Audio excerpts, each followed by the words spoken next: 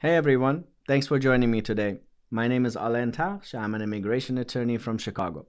I've been doing this line of work for over 10 years, helping individuals and families maneuver their respective immigration journeys.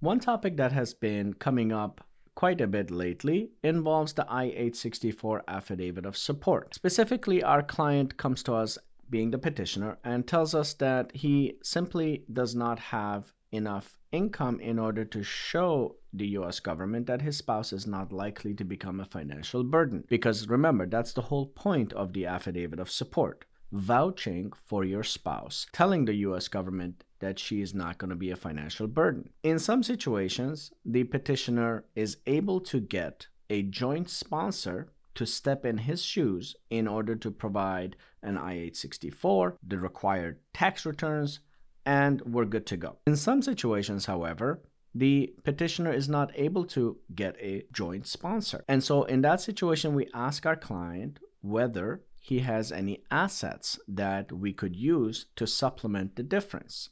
The types of assets that you can use are very specific, however, and we have to be very careful. These specific assets are those that are easily converted to cash within a 12-month period. That can mean the money that you have in your checking account, the money that you have in your savings account, stocks, bonds, property you may own. And so those assets can be used to supplement your income in order to prove to the US government that your spouse is not likely to be a financial burden. The math, however, is a little bit tricky, so I have taken the liberty of doing the math in an example for you, and we will use that moving forward.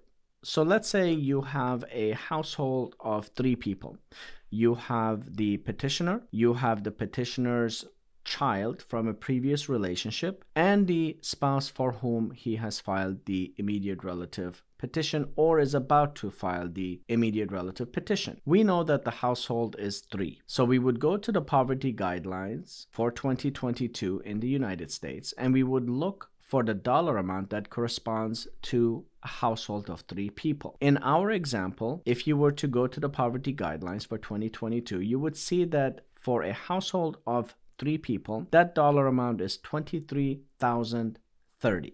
I, of course, don't know that by heart. I have taken the liberty of having a cheat sheet in front of me. So with your indulgence, I'm going to rely on that because the math is a little bit tricky, so we need to follow it closely. That means that if you have a household of 3 people and are making at or below $23,030, you are at or below the poverty line in the United States. What USCIS tells us is that you need to make at least 125% of this dollar amount in order to be able to petition for your spouse. In our example, 125% of $23,030 is $28,787.50.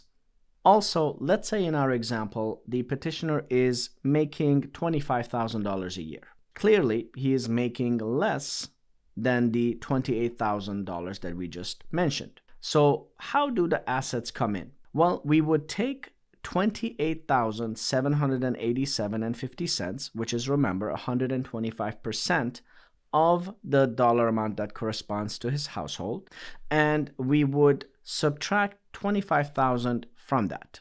So $28,787.50 minus $25,000 gives us roughly $3,000. Actually, specifically $3,787.50.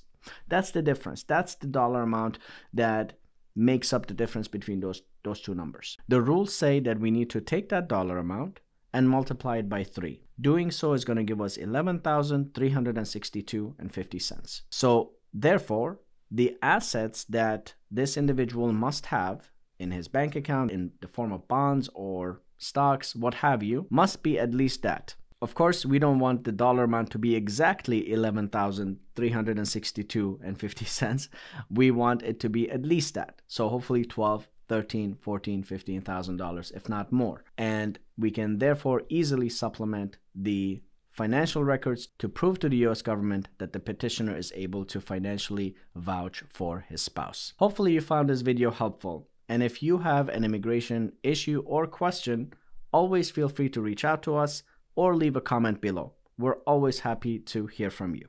Thank you so much, and until next time, be well.